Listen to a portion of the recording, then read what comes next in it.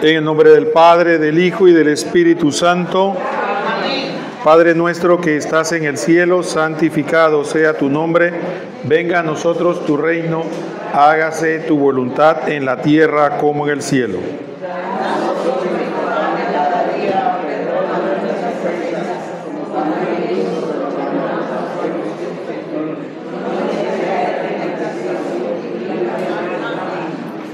Dios te salve María, llena eres de gracia, el Señor es contigo. Bendita tú eres entre todas las mujeres y bendito es el fruto de tu vientre Jesús. Santa María, Madre de Dios, ruega por nosotros pecadores, ahora y en la hora de nuestra muerte. Amén. Gloria al Padre y al Hijo y al Espíritu Santo.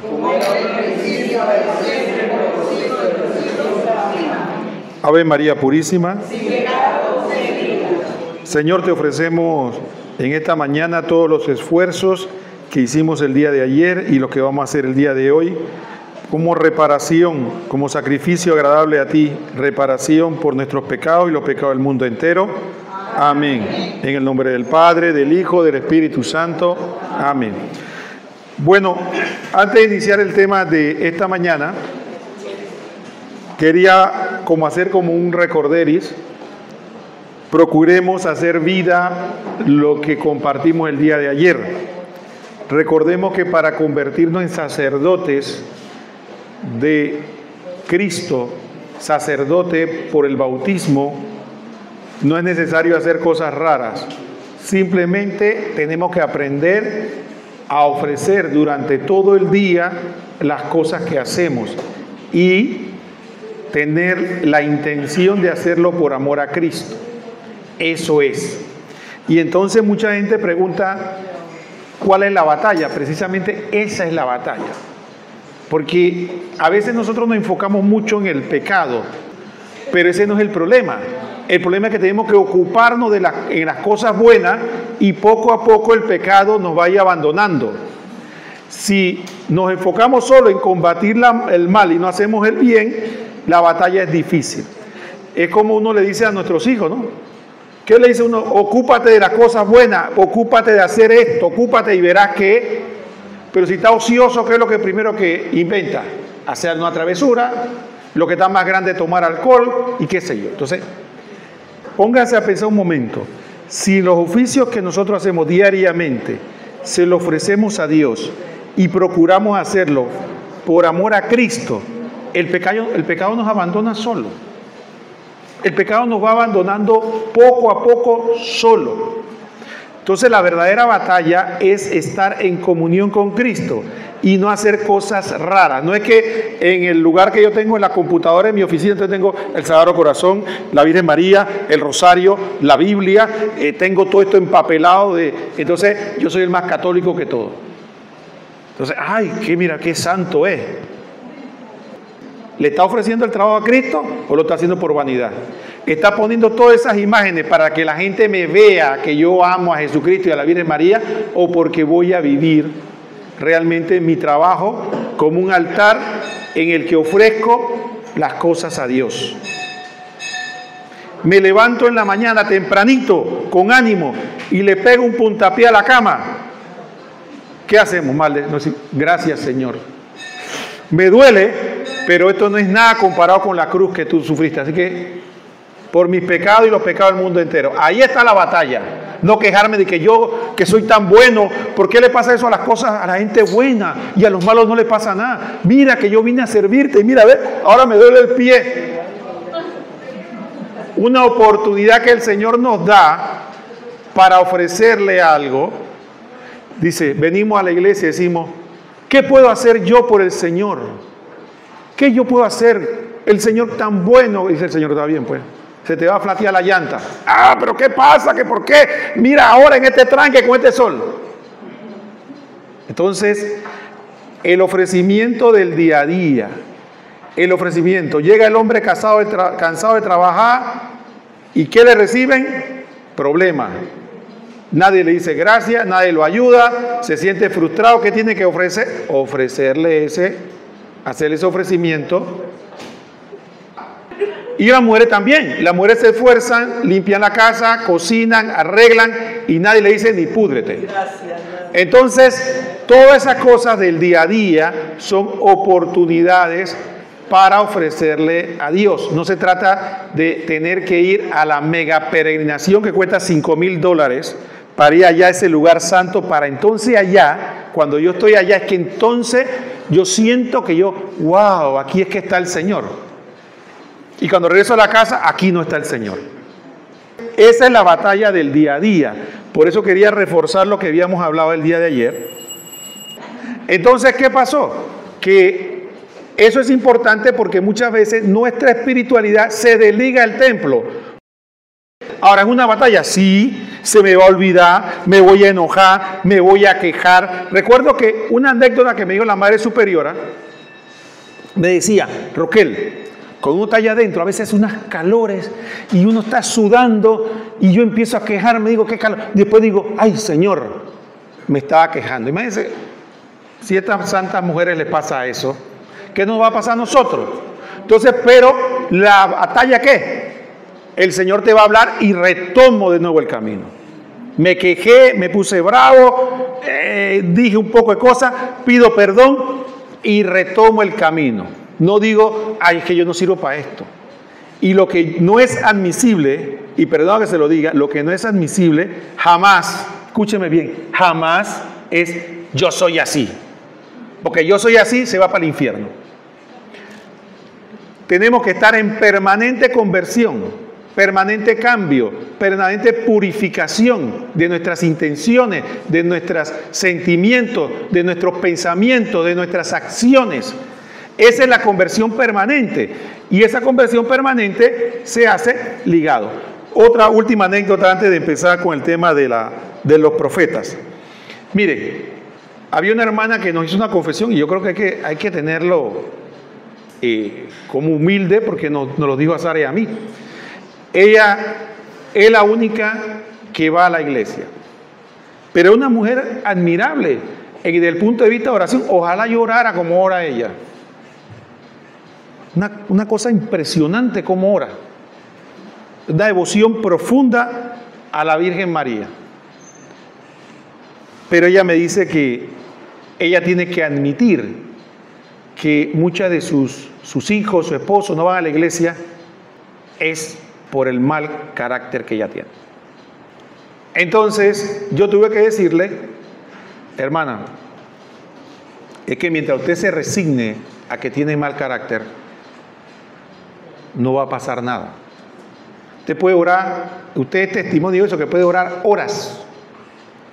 Pero si no hace el cambio, porque la gente piensa que la transformación es por ósmosis. No se trata que yo oro y mágicamente voy para allá. Si fuera así, todos nosotros fuéramos santos. Se trata de un esfuerzo, hay que sudar la camiseta, hay que esforzarse. Y esforzarse significa no hacer fuerza, significa ver, caí, volver a levantarse. Volver a levantarse. Sacrificio, porque hay pecados que nosotros amamos. Sí, hay pecados. Haga un ejercicio espiritual y con esto concluyo. Haga este ejercicio espiritual. Pregunte: ¿qué pecado yo cometo con frecuencia? Todos tenemos uno. Y que es frecuente, cliente frecuente en la confesión. Todos tenemos. Vamos, piénselo. La lengua, egoísmo, enojo, malas palabras, lo que sea. Piense en esto. Ahora, ¿quién de nosotros, y no me digan quién de nosotros se atreve a decirle, si es por ejemplo la lengua, Señor, yo prefiero morir antes que volver a hablar mal de alguien? Y si yo me muero y es tu voluntad, quítame la vida. No. Así no es la cosa tampoco. No, Señor. No. Entonces ahí vemos que realmente, inconscientemente, estamos admitiendo que a la esquina voy a volver a ejercerlo. ¿Eso qué significa? Que no estoy dispuesto a hacer el esfuerzo de vigilarme. No es que no voy a caer, pero vigilarme. Si yo sé que ese es mi defecto dominante, yo tengo que vigilarme, ponerme nota, alarma de celular, apuntar, recordarme para estar pendiente. Y al final del día decir, chuleta, yo hablé mal de este, mañana tengo que vigilarme más de nuevo. Pero si no hacemos nada, estamos así como flotando. El pecado es como un amante malo. Hay muchas mujeres que tienen hombres que les pegan. Y uno dice, déjalo. No lo puedo dejar. Pero ¿cómo lo puedes dejar si te está pegándote? No puedo. Así mismo nos pasa a nosotros. Pero esa mujer, ¿qué le pasa? No puede dejar a ese hombre que le está pegando. Nosotros no podemos dejar el pecado que nos está matando. Déjalo, dice el Señor, déjalo. Te está matando, ¿no ves? Es que no puedo, es que es tan sabroso. Entonces, el ofrecimiento del sacrificio es aprender a ofrecer toda nuestra vida y la lucha con el pecado, porque la lucha también es un sacrificio que se ofrece a Dios. Entonces, en este tiempo, hagamos ese propósito.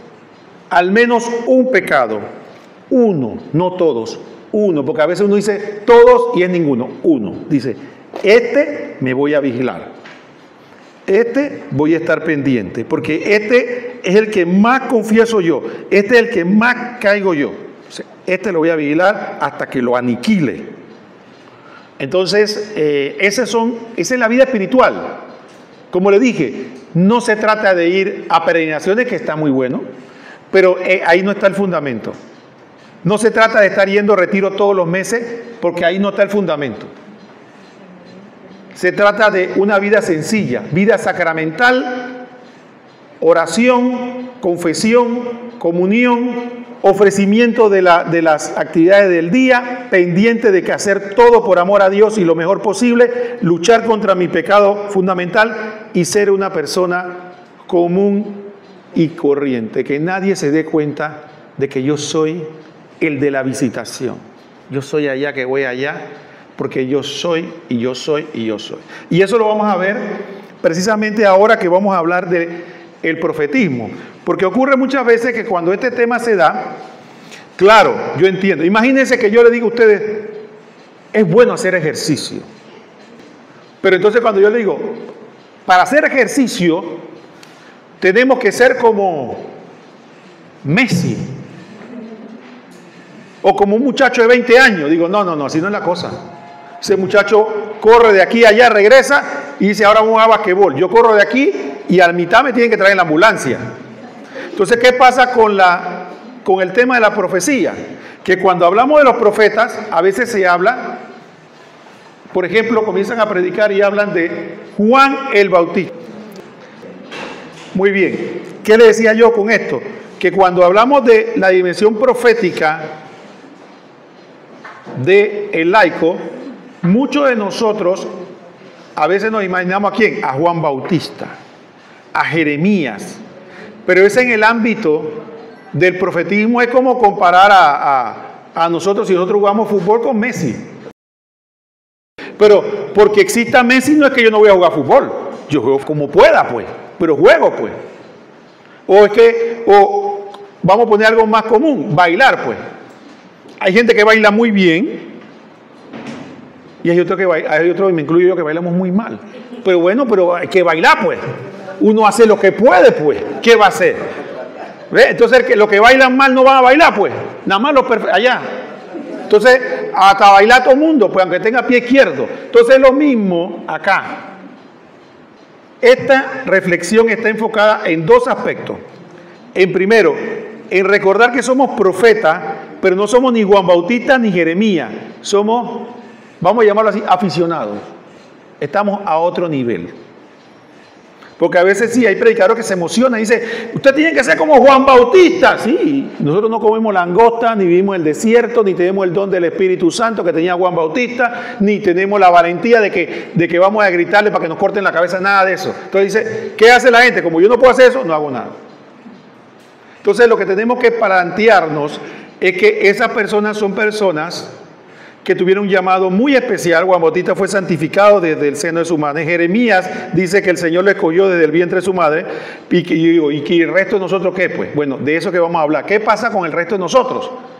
con aquellos que no tenemos ese llamado especial, que no tenemos ese don de la palabra, que no tenemos la sabiduría de Santo Tomás de Aquino, que no nos sabemos la Biblia de memoria. ¿Y qué? ¿Cómo vamos a ser profetas entonces?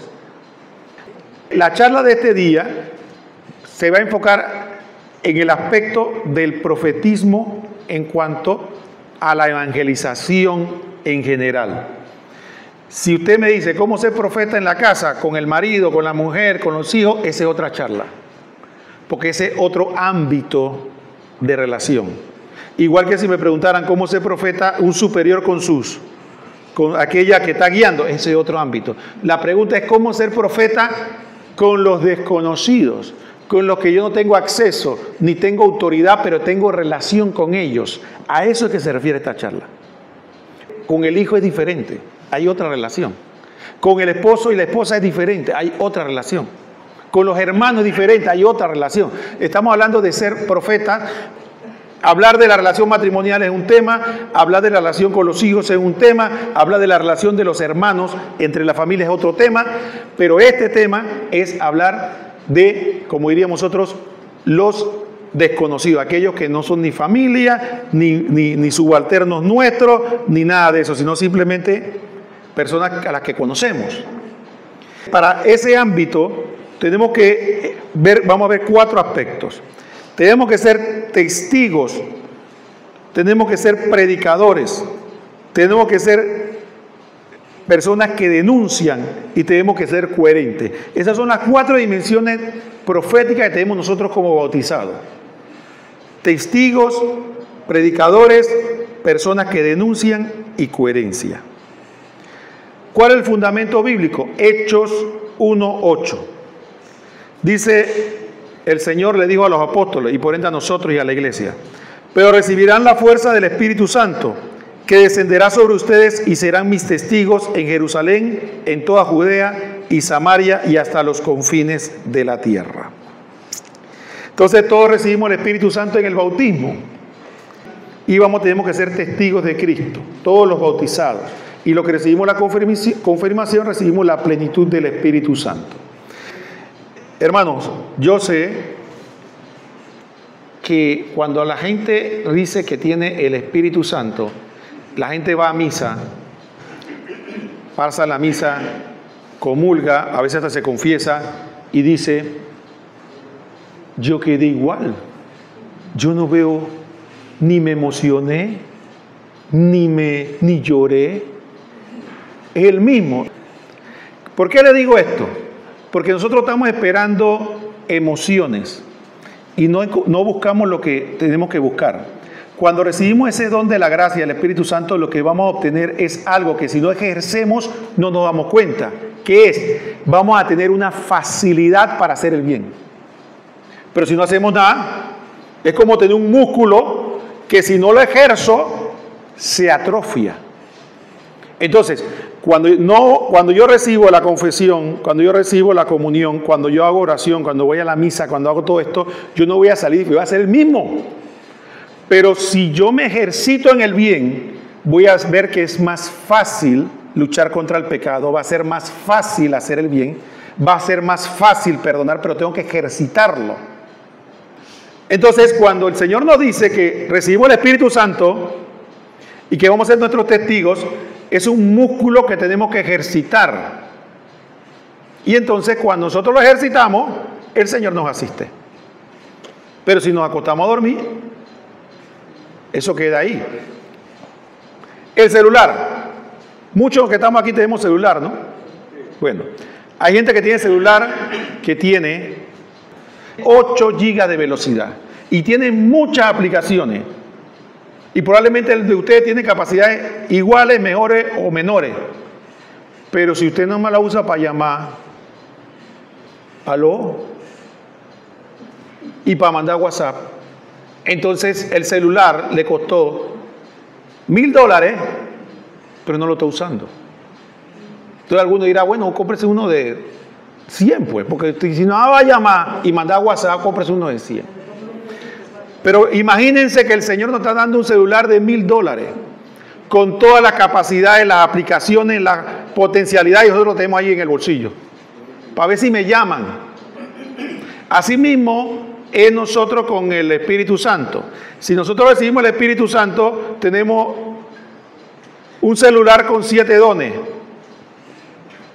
carisma y cosas, pero si no lo usamos, si no usamos ninguna aplicación ni nada, entonces, o lo usamos el mínimo. Entonces uno dice, esta gente tiene 20 años en la iglesia y es lo mismo. No veo que ha cambiado ni un ápice. Bueno, sí, claro, porque de nada sirve y al año siguiente le renueva el celular, el último de nuevo, y lo mismo, nada más llama y WhatsApp. Entonces es ejercitarse, atreverse. Cuando ustedes escuchan que se habla que en la iglesia no tengan miedo, no se trata de no tener miedo a los maleantes, no se trata de no tener miedo a la muerte, se trata de no tener miedo a actuar, a hacer, porque el cobarde es el que se queda paralizado, quieto. No se trata de una valentía de fuerza física, se trata de una entereza de carácter para hacer.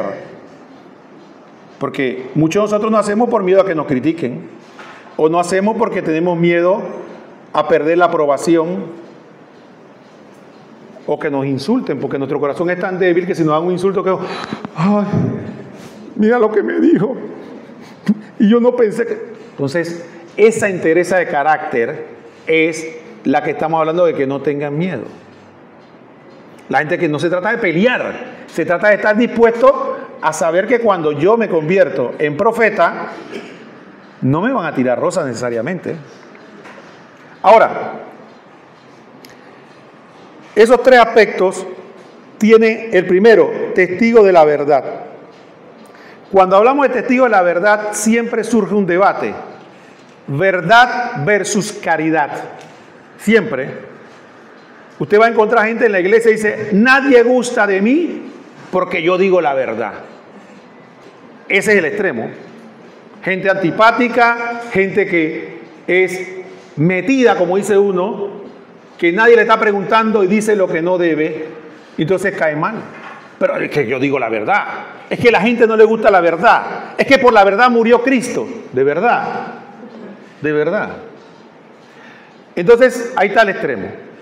Está el otro extremo. Mire, le voy a contar una anécdota.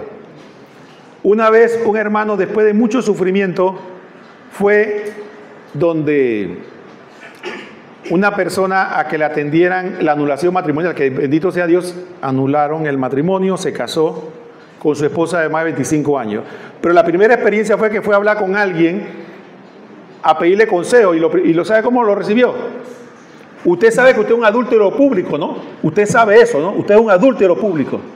Digo yo, había que revisar en la cabeza para ver qué tenía. ¿Cómo una persona viene con el sufrimiento, viene con esta situación y usted lo recibe y lo trata con esas palabras? Ah, pero es la verdad, pues, es la verdad, pues. Entonces, ahí vemos. El otro extremo que es la caridad mal entendida. Entonces, como yo quiero ser caritativo, caerle nice a todo el mundo, entonces nada es pecado, todo está bien. ¿Usted quiere robar? Sea feliz. ¿Tú quieres ser mujeriego? Sé feliz. Tú haz lo que tú quieras, que cada quien haga lo que le da la gana. Si el Señor nos ama a todos, bendito sea Dios, gloria a Dios, aleluya.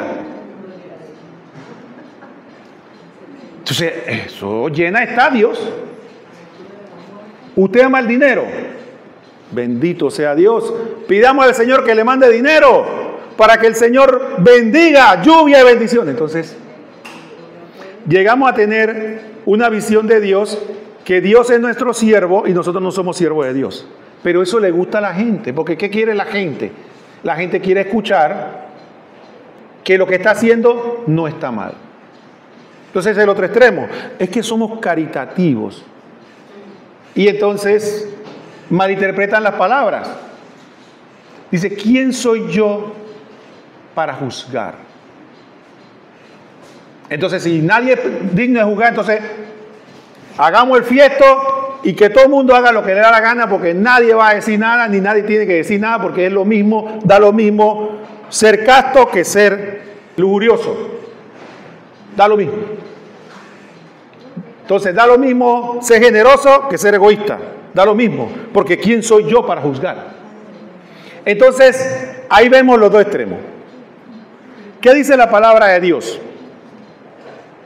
Dice Efesios 4:15, por el contrario, viviendo en la verdad y en el amor, que crezcamos plenamente unidos a Cristo. No se puede seguir a Cristo sin ser de la verdad.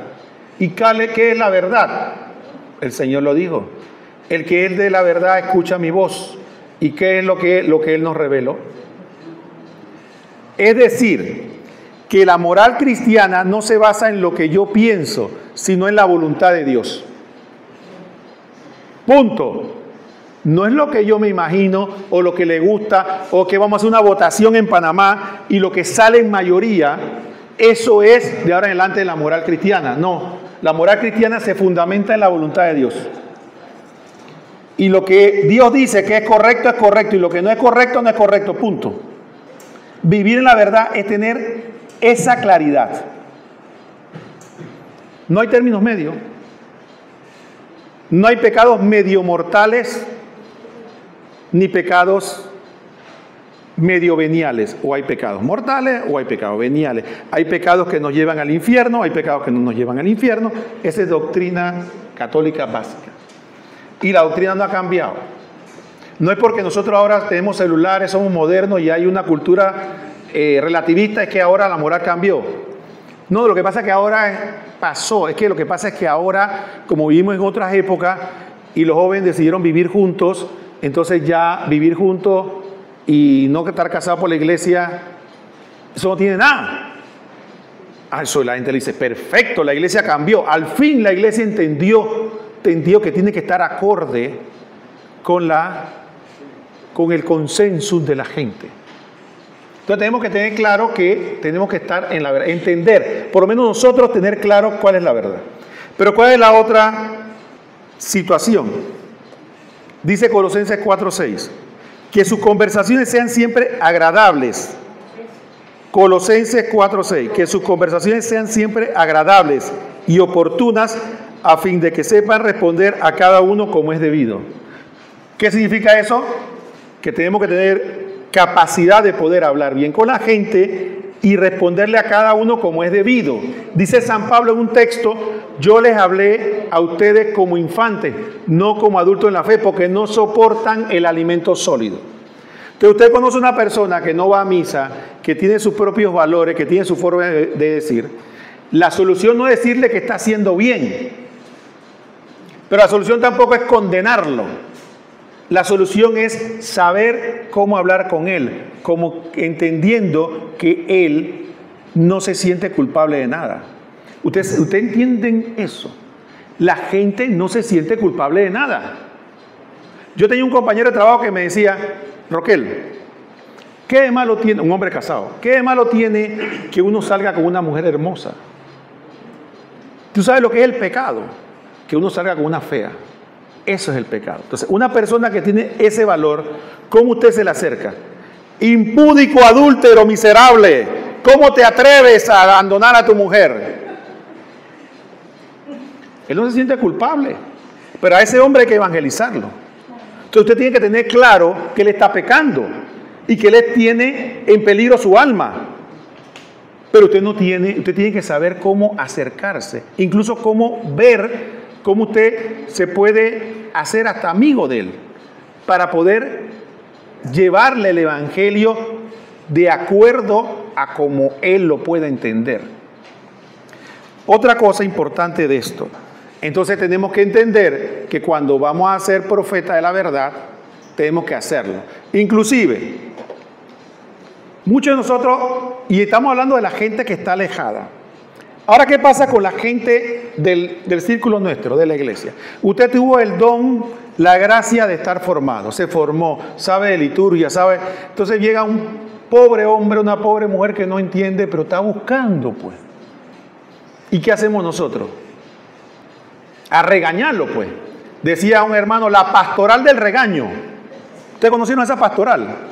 La pastoral del regaño. Entonces agarramos al pobre hombre, la pobre mujer que no sabe nada, que está empezando, que no entiende, que se duerme en la homilía, y entonces a regañarlo. ¿Cómo tú te atreves? Mira que no hiciste esto, y mira, y entonces el hombre dice, no voy más. Entonces dice que ¿por qué se fueron para los evangélicos? allá lo reciben, lo aplauden, le dan un puesto de honor y nosotros acá lo regañamos. Pero decimos la verdad, ¿verdad? Somos profetas del Señor. El Señor está feliz conmigo, ¿ves? Porque yo defendí su honor, porque eché a uno que venía a buscarlo. ¿Quién somos nosotros? Si la primera regla que tenemos que tener nosotros es que aquí no vienen a buscarnos a nosotros. Nosotros no somos el que estamos invitando, vienen a buscar al Señor. Entonces, ¿quién somos nosotros para tratar mal a alguien? Al menos dejemos que sea el pastor. Al menos dejemos que él sea, pues. A ver, levánteme la mano sinceramente y díganme, ¿quién le gusta que le regañen? A ver, díganme. ¿A quién le gusta que le llamen la atención? Nadie, ¿verdad? Bueno, no te hablan con dulzura, no te hablan con amabilidad, no te hablan con nada. Entonces al final se siente que son profetas, ¿no? Entonces tenemos que aprender a decir la verdad, a tenerla clara para no caer en la tentación. Si no podemos, yo entiendo, y me decía, Roquel, tú no entiendes, lo que pasa es que llega un homosexual llorando y me dice que él no aguanta, que él no puede. ¿Qué le digo? Preguntándome a mí, ¿no? Yo le digo, si no aguantas, guarda silencio, pero no le digas nunca que está bien, para que él deje de llorar. Entonces, ¿es duro? Sí, es duro. No es fácil, pero tenemos que tener esa dirección, tener la verdad y tener la caridad. No es fácil. Hay que tener paciencia y la gente no va a cambiar de la noche a la mañana. Nosotros queremos que le vamos a hablar a una persona una vez y ya al día siguiente es San Francisco de Sales. Al día siguiente se le olvidó lo que usted le dijo. Punto. Pero usted está haciendo la labor que el Señor le llamó, a ser profeta. Imagínense usted diciéndole a la gente. Y al segundo punto, predicar el Evangelio. Aquí hay una dicotomía, como caridad y verdad, es anuncio, testimonio. Un extremo, gente que predica, tiene capacidad, tiene elocuencia, conocimiento, pero la mujer y los hijos no lo aguantan. Bueno, en el caso mío, casado. O los curas, tremendo predicador, pero dice, conócelo allá en la parroquia, ¿cómo es? Conócelo. Entonces sí, efectivamente, es importante el testimonio. Porque, ¿cómo le voy a decir a uno? ¿Cómo le voy a decir a usted? Hey, no hagas lo que yo hago, sino haz lo que yo te digo. Entonces sí, el testimonio es importante, pero no es lo único. Porque entonces la gente dice, no, yo no le hablo nada a nadie porque nada más me ven. Dicen, siempre les encanta usar que San Francisco de Asís dice que salió a caminar con sus monjes. Y le dijeron a San Francisco, no íbamos a predicar, dice, ya predicamos. Dice, eso le encanta a la gente, dice. Entonces, la gente me ve en el metro, me ve en el trabajo, nada más me ven. Como si yo soy Jesucristo, pues, me ven. Y la gente, ¡ah!, y se convierte. ¿Sí? Porque eso es lo que yo entiendo, se va a un extremo, pero ¿sabe lo que es? Esa es excusa. Porque la otra parte es la difícil. Entonces es importante tener presente que hay que tener anuncio y testimonio. Ahora, ¿qué pasa con esto? Lo que pasa es que muchas veces nosotros anunciamos desde el juicio. Por eso es que nuestro anuncio no tiene llegada. ¿Sabes lo que nosotros tenemos que hacer? Anunciar desde nuestro pecado, desde nuestra miseria.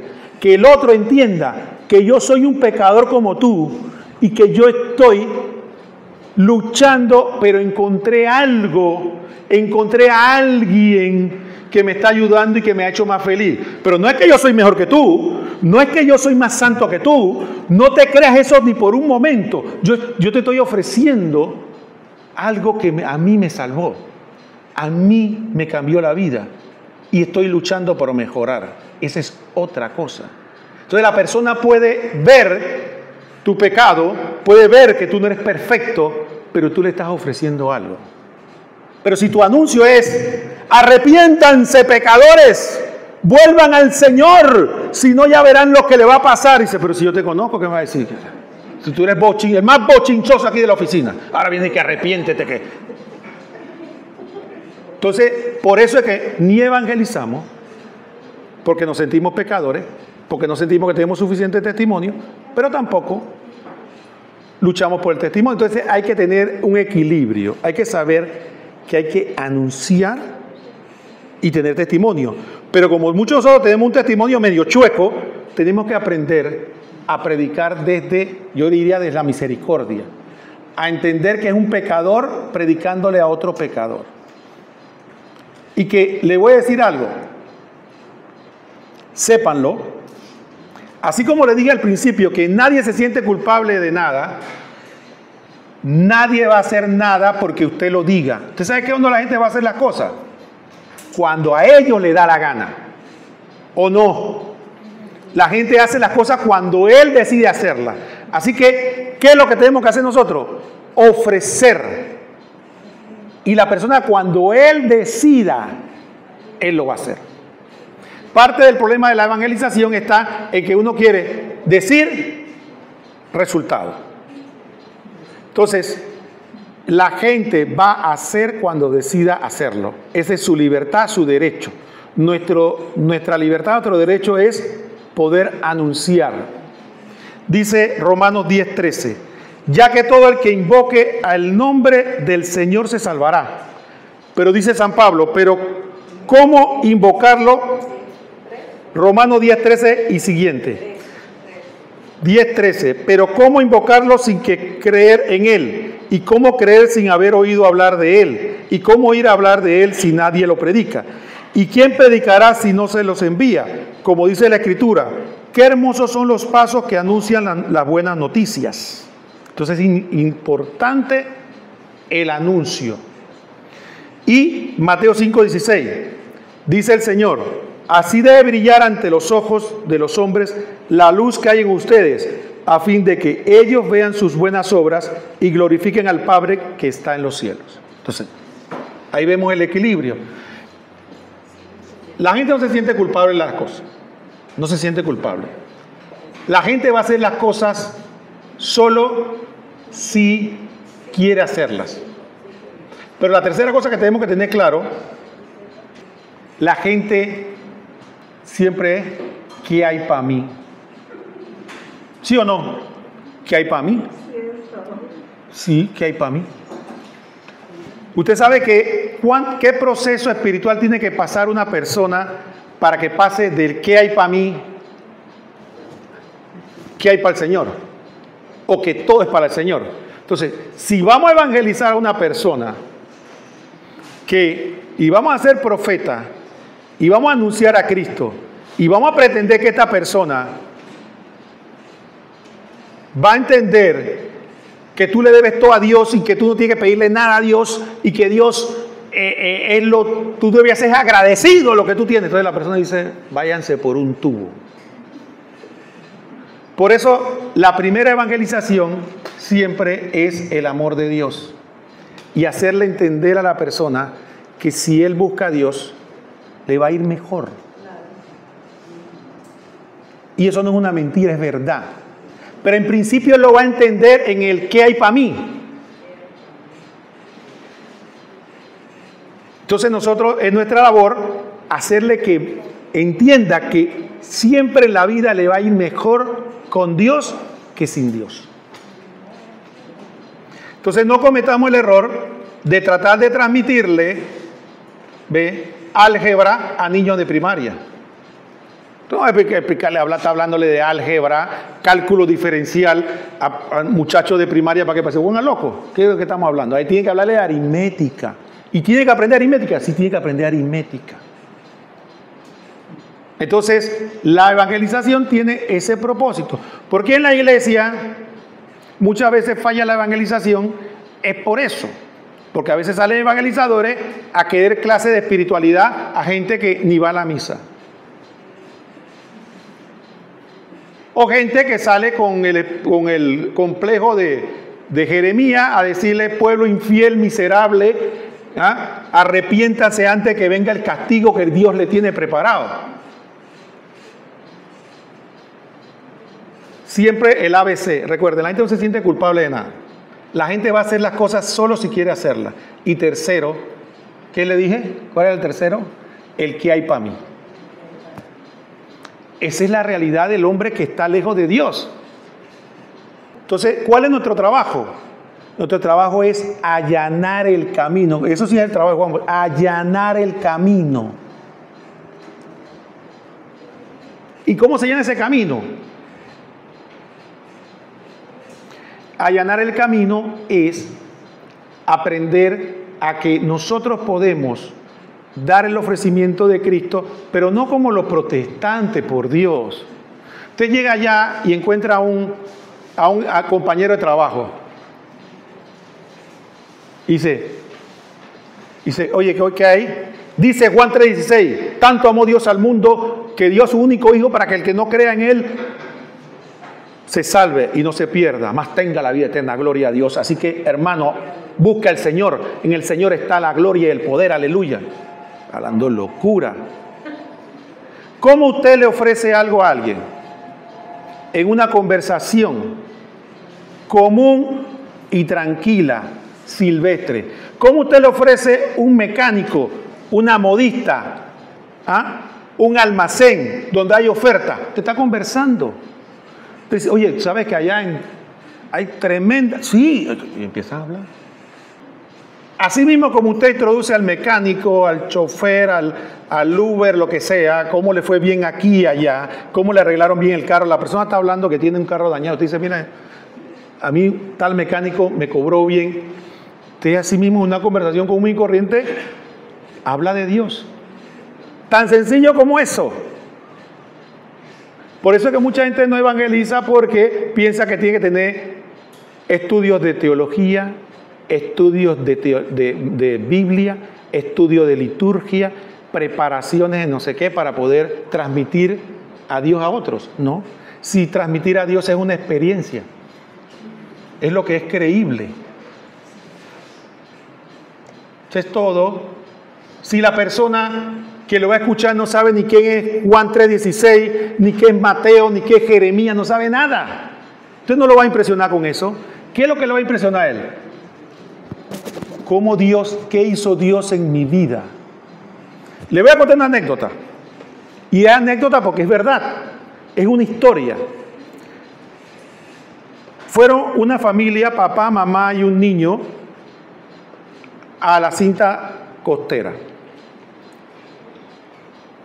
Fueron a manejar esa, cuando cierran los domingos el ciclismo.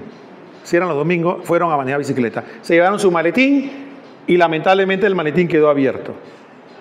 Cuando regresaron al carro, no encontraron la llave del carro. Y la familia estaba apretada económicamente, y son de esas llaves que tienen chip. No podía arrancar el carro. El niño, 12 años más o menos, con su papá, empezaron a buscar. Le preguntaron a la policía, le preguntaron a todo el mundo, no encontraron nada. Caminaron por todo ese patio oscuro. Bueno, ¿qué pasó? Que ya la mamá se puso nerviosa, eso es lógico. Se pone nerviosa, se enojó, estaba molesta, y el papá se llevó al niño. Vamos a dar una vuelta más. Cuando estaban caminando, le dice el niño al papá: papá, mamá se puso brava. Dice: sí, lo que pasa es que a veces cuando hay, y tú tienes que entender que la situación, porque ahora tenemos que llevar una grúa y nos dice que va a cobrar $80 y mira qué va a pasar. Dice: pero se nos perdió la llave, papá, ¿y ahora qué vamos a hacer? El papá lo mira y le dice: mira, hijo, ¿tú te acuerdas que yo te dije que siempre hay que darle gracias a Dios por todo? Sí. Bueno, no importa que en este momento esto nos incomode, pero hay que darle gracias a Dios. ¿De verdad, papá? Sí. Siempre hay que darle gracias a Dios. Me guste lo que pase o lo que no pase. No es que Dios nos abandonó, es que por algo Él permitió esto. Dice, bueno, está bien, papá. Como no creyendo la cosa, ¿no? Cuando dice, vamos a regresar al carro para... Y ahí viene qué pasó. ¿Cómo se evangeliza? Si no tenemos fe, no vamos a evangelizar a nadie. Ese niño entendió. Si él había pasado por ahí varias veces, la mujer había pasado, el hombre había pasado, encontraron la llave. Dios le dio el mensaje. Hay que darle gracias a Dios siempre. Ya, ese niño se quedó con eso, no importaba. Entonces, si usted, una persona tiene una necesidad y usted le dice, ore, crea en eso. Dígale, yo voy a orar por ti. Tenga fe, porque no se puede transmitir a Dios si no tenemos fe en Él, si no creemos que Él va a actuar. Y para eso no hay que tener doctorado, maestría, ni Biblia, ni nada, hay que tener fe. Por eso una persona que no tenga conocimiento transmite esa experiencia y la gente busca de Dios. El otro aspecto, denunciar el mal. Ahí viene la otra dicotomía, pecado versus caridad. Si volvemos a lo mismo, pecado versus caridad. Siempre tengamos esto presente. Se ataca al pecado, no al pecado. Entonces, ¿qué significa? Siempre hay que tener misericordia con la persona, como Dios tiene misericordia con nosotros. Siempre que tengamos que hablar del pecado, recordemos primero el nuestro. ¿Cómo nos gusta que nos perdonen? Pero qué difícil perdonar, ¿no? ¿Cómo nos gusta pedir misericordia? Pero qué difícil es darla. Entonces, ¿qué ocurre? Ahí viene de nuevo ese equilibrio tan difícil. Porque yo no puedo decir que el mal es bien. Lo que pasa es que a veces hay pecados que son populares.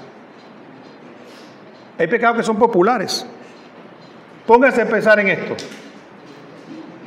Si yo dijera que los políticos pobrecitos hay que tener misericordia de ellos, porque ellos le han robado, pero ellos no son culpables, porque ellos fueron mal influenciados. Y eso es un sistema que está ahí, y ellos pobrecitos. Yo te aseguro que yo le digo eso a ustedes me tiran piedra. ¿Qué le pasa a esos ladrones sinvergüenza que no han robado el pueblo durante los últimos años? Ah, sí, pero es un pecado, igual que los otros pecados. Ah, no, es que ese pecado no tiene corona. Ah, pero es que ese pecado es impopular. Nadie defiende al político ladrón, nadie defiende al político sinvergüenza, y menos si se queda con la plata. Todo el mundo está de acuerdo que hay que ser justo y hay que ser ecuánime. Pero cuando hay otro pecado que es impopular, que es popular, que está de moda, como el adulterio, el homosexualismo y todo lo que tenga que ver con sexo, porque eso es lo que le gusta a la gente, la promiscuidad, entonces, ¡ay, la misericordia! No lo juzguemos. Yo digo que si no lo juzgamos, tampoco juzguemos a los políticos ladrones, ni nada de eso que a nosotros nos molesta. Todo tabla rasa.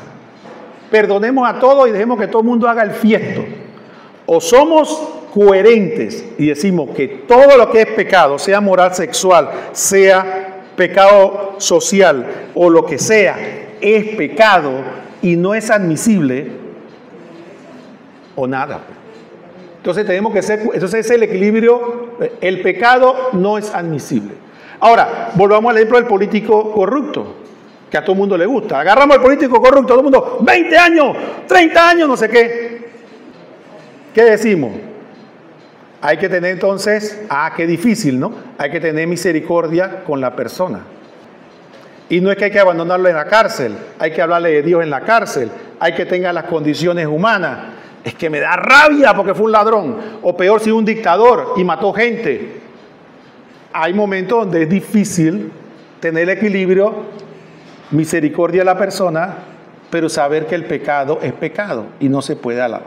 Entonces, así trasládelo al adúltero, al homosexual o lo que usted quiera.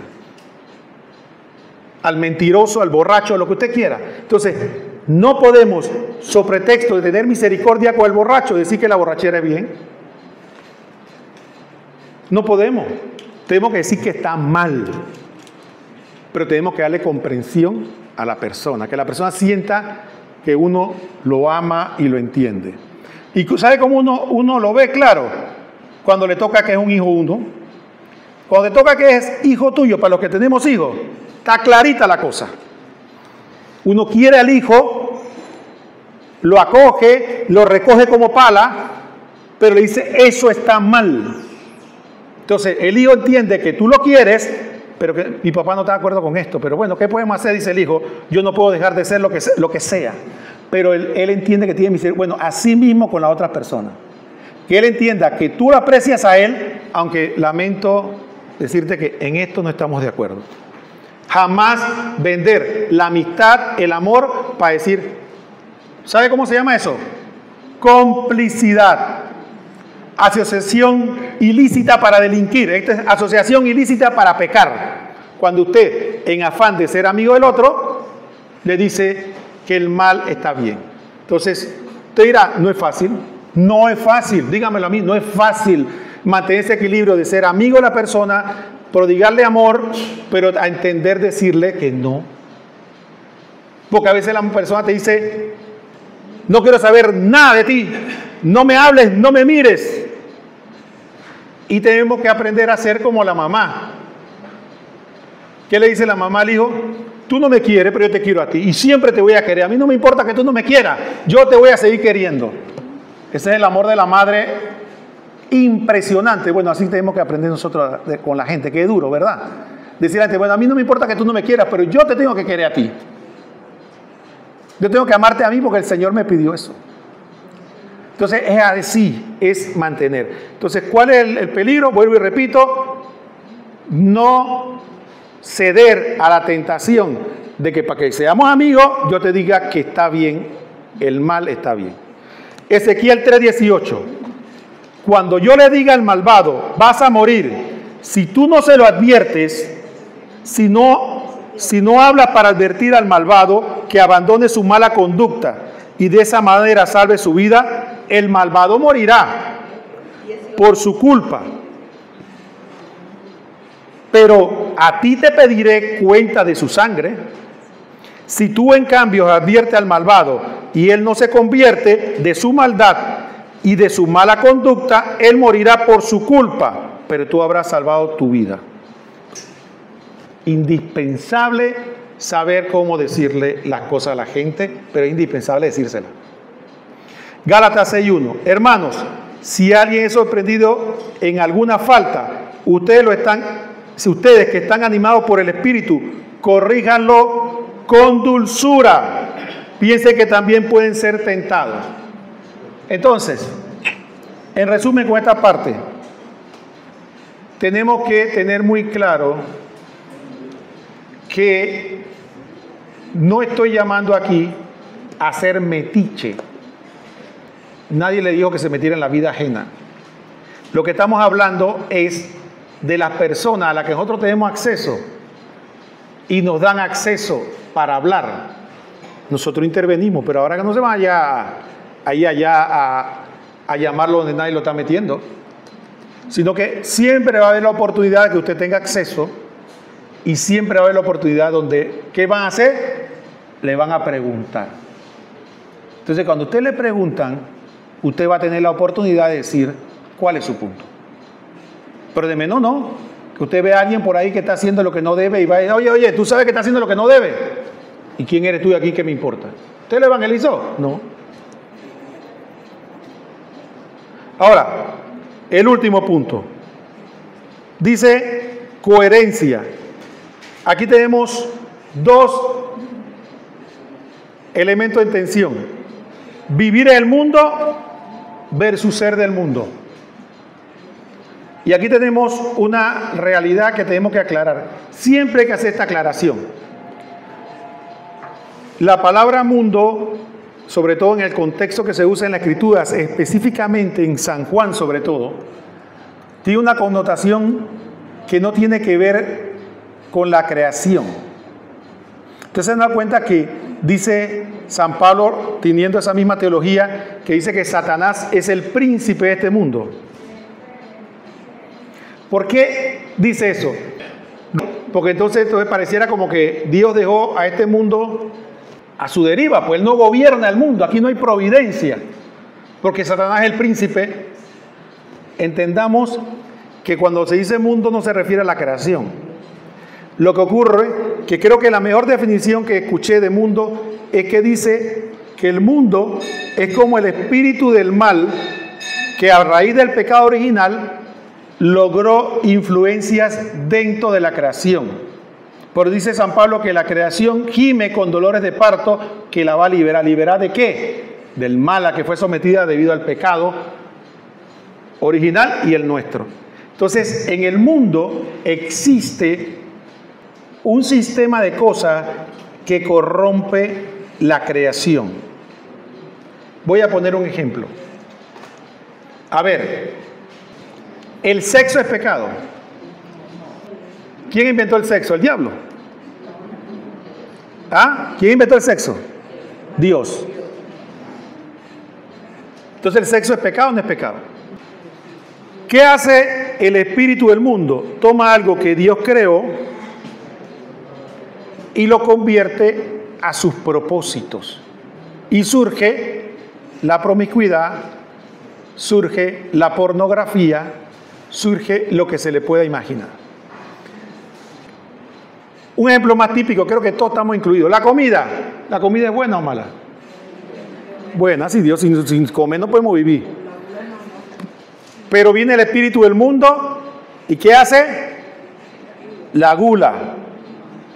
Comer lo que no debemos. ¿No? Te dicen, no coma azúcar. Y dice, ahora que voy a comer azúcar. Entonces, el espíritu, el mundo es el que toma la creación, es el espíritu que toma la creación y la corrompe. Entonces, algo creado por Dios lo hace objeto de pecado, lo tuerce. Dice Santiago que como que la misma lengua que le usamos para alabar a Dios es la misma que usamos para destruir al prójimo. Bueno, ahí va el espíritu del mundo. La misma lengua, la capacidad que Dios nos dio para hablar, se puede torcer. Entonces, cuando decimos